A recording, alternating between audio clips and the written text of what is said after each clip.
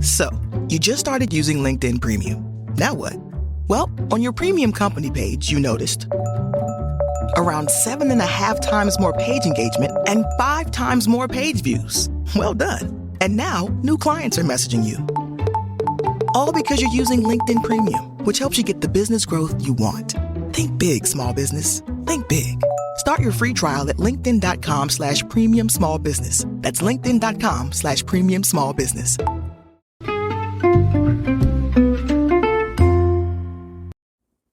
Hi, everybody, and welcome to the Dr. Psych Mom Show. Today, I'm going to be talking about the fact that your parents may have been depressed, and this could really make sense of a lot of things you haven't understood super well about your life, or maybe that you thought you understood, but for some reason, people still have troubles with you, and your relationships aren't great, and what have you. Before we get to that, I must tell you to subscribe. Most recent subscriber episode was Don't Guilt Trip Yourself About Not Going Outside, which if you think that it sounds weird because going outside is just awesome and everything's awesome, and you know what, those depressed people probably ought to just go outside and pull themselves up by their bootstraps, then you should listen to that episode. And the one before that was When Women Pre-Initiate Sex and How That's Linked to Overfunctioning, and 200 more. So definitely do subscribe. Okay, so a lot of people come in and say that their parents were really angry or really withdrawn or really quiet. And not quiet in like the, introvert way. That may be what they think. Oh, Susan Cain, what's that introvert book? Quiet, I think. My parents are just introverted. Oh, well, as you know, I had a podcast recently about maybe that was social anxiety, maybe that's depression, if the person is also miserable, that's kind of a key, that it could be anxiety or depression, because quiet people can smile. So quiet doesn't mean that your facial expressions also have to be silent and mute. So basically, people come in and they struggle with depression. But they don't know what depression is because they are just acting like everybody in their family. So let me tell you a little about what depression can look like in your family of origin. First of all, the house could be silent like a tomb. Your mother's in bed when you get home, or she's on the couch, TV's always on, or maybe somebody's always asleep. It's kind of like an alcoholic home, And then your father gets home and maybe, I'll just do the situation where both people are depressed, because that's more common than you think, because like is drawn to like, and living with somebody depressed makes you even more depressed, and you start out with the predisposition, and that's why you're drawn to each other. I have a whole post on this, the depressed marriage. So anyway, you get home, your mom's in bed pretty much, or dissociating in some way, possibly drinking, and or on pills or Xanax or whatever. This is a situation where she's not been diagnosed, because if she's been diagnosed, then you're at least a little bit ahead of the game, because you know that that's in your family, so then you can recognize it later in yourself. Then your dad gets home and he's angry. He's angry and irritable. It starts to be some cursing and, what the fuck, everything always looks like shit around here. What's going on? Where's dinner? Blah, blah, blah. And so he's angry, she's dissociated, and neither one of them you think is depressed until, I'm telling you today, have an epiphany, probably they both were depressed. What happens if they're both depressed? You're 2 to 3 times more likely to be depressed, but honestly, it's more than that, that's what the studies show. That's who gets diagnosed. I'll tell you, if a parent struggled with depression, it's really, really hard for you not to have had even a bit of depression in your life, even a single depressive episode. But it may manifest not like saying I'm sad. And by the way, it could go different. Your mother could be rage-filled. She could smack you at every turn. She could not be able to tolerate any noise. She could just be alternating between screaming and crying. And you could just think she's a crazy lunatic, And in fact, she's depressed, because irritability and anger go along with depression. More frequently in men, but often in women as well. Less often, but still, it's a real thing. Also, and a lot of people say this, by the way, that they never really realize, because with my clients, I go through like the whole life history. We talk about this in so many sessions, your childhood, your upbringing, whenever it's relevant, and it's always relevant. And they'll say things that they never even thought of before. And a really common one is not to remember almost that your mother had a miscarriage or lost a baby or, like a stillbirth. You would certainly remember if a baby died, that would be like a part of your upbringing that had a sibling and then the sibling died, and that's terrible and tragic. But it's also terrible and tragic when there's a stillbirth. But a lot of people don't even kind of record that because they're so young. You usually have babies relatively close together, so they're like 4 years old or something, and they don't even really know what it is. But it's common, right? For there to be a miscarriage or stillbirth, and then the mother is in basically post-pregnancy depression combined with grieving. And this could go on for years. And if it's infertility and she's trying all the time to get pregnant again, but she keeps having miscarriages, then many people look back and they're like, oh my God, my mother was basically depressed, postpartum depression, which you don't have to have a baby, then it could be post-pregnancy because it's still the same hormones, even if you lose the baby or the fetus or what have you. So she was basically that plus grieving for like my whole young childhood. And I never realized that could have contributed so massively to her mood variations, to her being withdrawn, angry, critical, oversensitive, and anxious because I'm the only child left and she keeps losing children. So that's like one example of like a big one that people underestimate is like postpartum depression and the impact on their parent. Also, if a parent was drinking, that you also drink when you're depressed. Right? So it's not completely separate. Addiction is something that happens more when there's an underlying issue like anxiety or depression and you're trying to self-medicate. So if your dad was always drunk, he could also have been depressed. And so then in childhood, or your mom. And so then in childhood, many resolve not to drink. So then you get older and you don't drink. And so then you say, okay, well, I'm not a drunk like my father. But then for some reason, you're still angry or irritable or detached or basically addicted to gaming or sports betting or food or what have you, right? And you don't understand that this is kind of the commonality genetically. You and your father were both depressed. You were both self-medicating. Just because you don't drink doesn't mean that there's no commonalities that you could understand.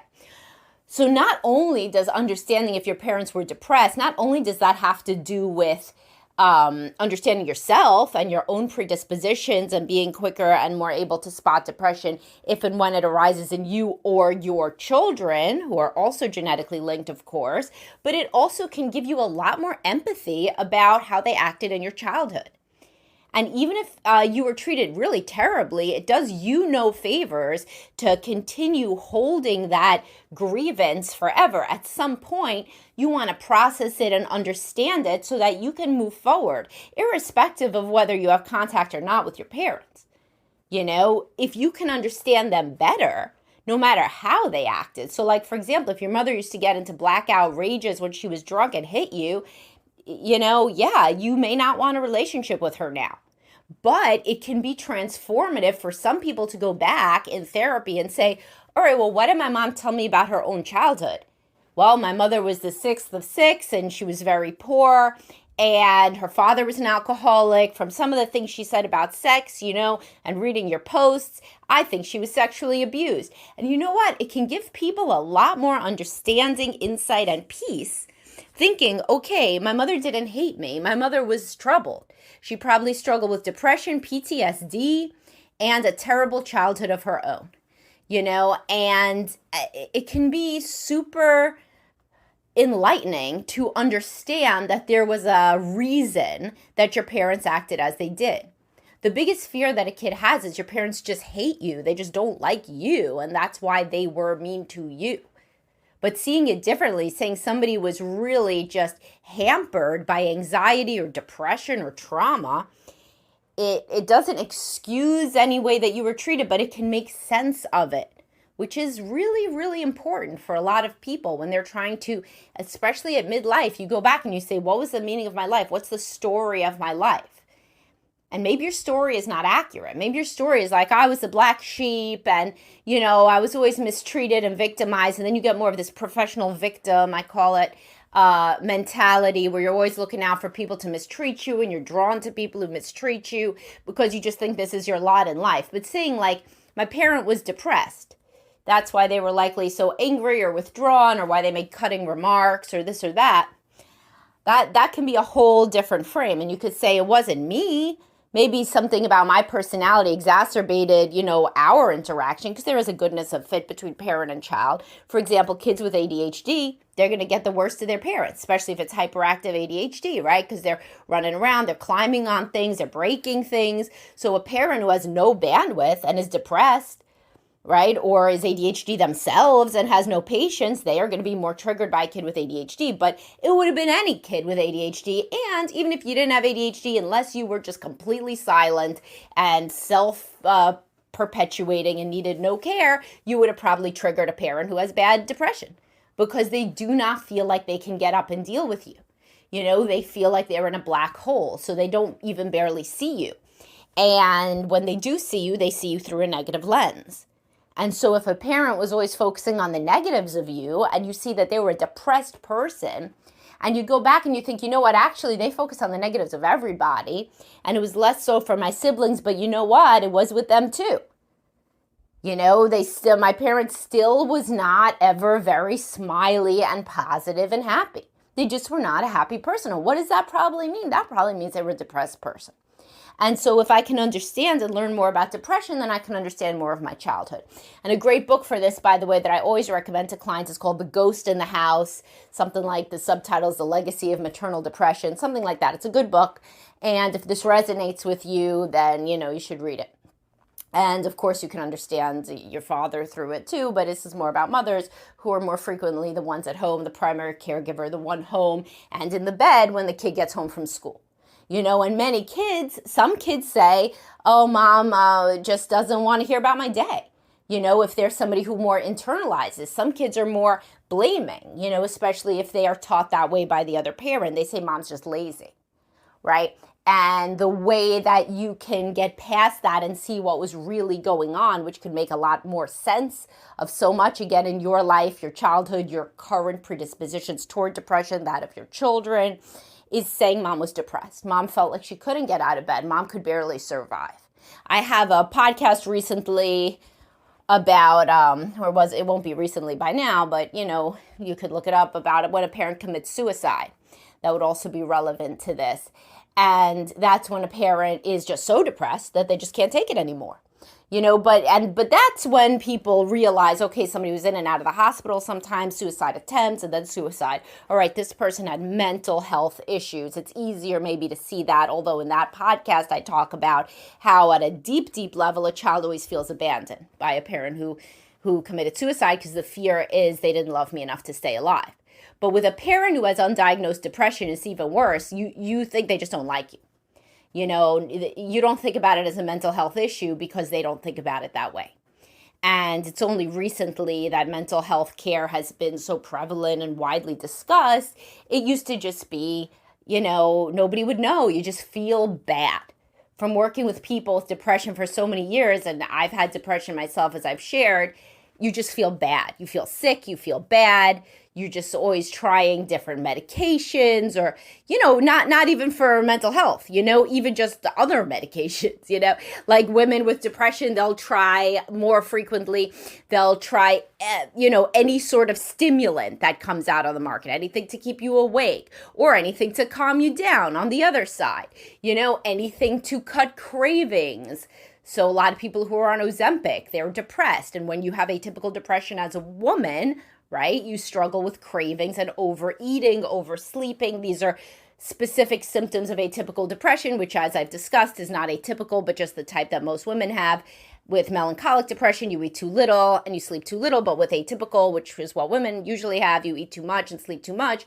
Well, so then you think, okay, maybe the Ozempic will fix that. When you don't know you're depressed. And I'm not saying everybody on Ozempic is depressed, but I'm saying that people, when they don't know if they're depressed, they try to fix any physiological symptom that they can. And frequently there is no way to fix depression, unfortunately. About 30% of people have treatment-resistant depression and don't really respond to anything, not to therapy, not to meds. And I have posts and podcasts on this about how to live a valued life, even when you don't feel good, when you just don't feel good a lot of the time. And it's difficult, but it's more difficult when you don't know what it is, because then you can't even say to your kids, I am depressed and that's why I'm in bed. It just seems to your kids like you are so bored and don't even care when they get home that you can't mobilize. And so if you grew up in a home like that, or the other one is the person who forces themselves to engage and to do chores and to do all these things so that they can care for you, and in fact, that depletes them so much and they're so at the end of their rope that they lash out verbally or physically. And so then you may think, man, my parent really hated me, but in reality, it could be the opposite. Your parent loved you so much that they pushed themselves to get out of bed when they were struggling mightily with depression, and then they were just so tapped out and they felt like they were in such constant pain, because that's what depression is, really, it's internal pain, that they would snap at you and be impatient with you. Again, nothing excuses abusive or neglectful behavior, certainly, but understanding what was really going on can be transformative, right? So like, for example, let's say, I'll just give a little analogy. Let's say a parent got up at your wedding and they made a speech and the speech was just mean, right? That's terrible. And that is something that I hear with parents with borderline or narcissistic personality disorders. They'll make little cutting remarks even in a wedding speech or something toward the child. But if you don't know that the parent has borderline or narcissistic personality disorder, you just think that they hate you, and they're out to get you. But then if you're working with a therapist and the therapist says, read, I tell my clients all the time, when I hear stories like that, I'm like, read these books, Children of the Self-Absorbed, Surviving a Borderline Parent. All these are, by the way, I have a whole list of books, drsamantharodman.com. That's my professional therapy site, /rec reading, recommended reading, RECREADING. And you get all of my books. But point is, if you say, oh my God, my mother had borderline personality disorder and that's why she acted this way, and actually she was abused as a child, which is of course how you get borderline personality disorder, and this and that, yeah, it doesn't take away your pain about the wedding speech, but it does help you understand that it's not about you and help you not take it personally as much because this person has mental illness. And that's what it can be like to understand that your parents were depressed. All right, I hope you guys enjoyed this, and I will talk to y'all soon. Thank you for listening, and if you ever need a therapist or a coach to help you get through some of these, adult child of dysfunctional family issues, reach out to us, bestlifebehavioralhealth.com, or you could always email me directly, Samantha@drpsychmom.com. Bye, guys.